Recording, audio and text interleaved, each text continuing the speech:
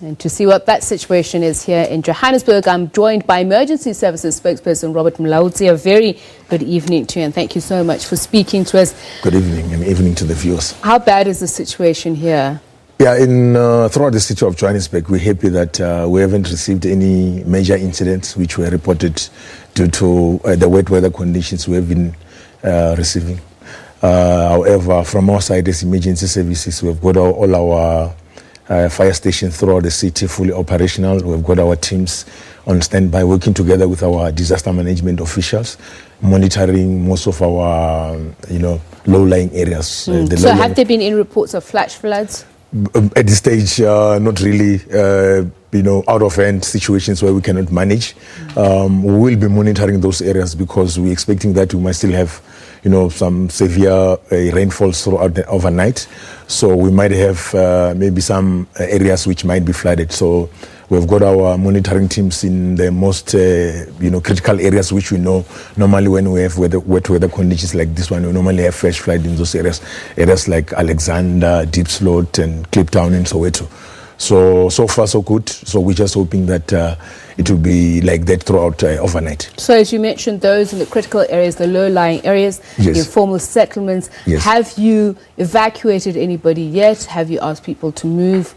What is the situation? No, we haven't evacuated anyone. What we have done as a proactive measure, in those areas we've got what we call automatic rainfall systems, which assist us over and above the information we get from the South African Weather Service.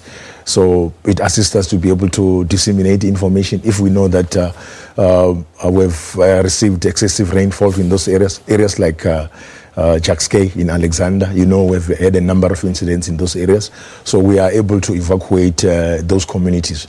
And what we would also have done is that we have actually trained them in a community-based emergency preparedness where they Which can is be what able... they do. What do they do during those situations? They actually use your whistles to be able to wake up the other residents who move to the higher ground, which we believe that is working for us because so far we haven't received any major incident. Of course, we're still going to be expecting maybe traffic volumes now. People are coming from holidays.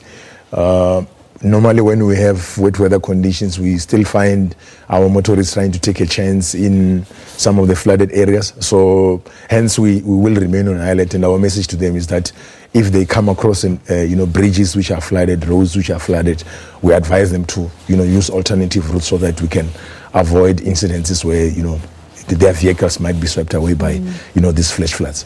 And taking a chance would mean what? Up to what level should somebody not even consider it? Because some would look at whether perhaps you're driving a service utility vehicle and you think you might be able to cross. We don't even want to, people take a chance, because in most of those areas, what they will say that you will find that the road is already barricaded, meaning it's closed, but you still find motorists trying to take a chance to remove whatever barricaded things we have put on to prevent motorists to come across, especially our, public transport like taxis. You still find maybe because of the routes which they use all the time, they don't want to use other alternative routes. So we know that in most of the cases when we have wet weather conditions like this one, we still got called when a vehicle is trapped in this flash flood. So and you did warn that they expected heavy rains overnight, and yes, tomorrow? Yes. So maybe tomorrow it might be clear, but overnight we're expecting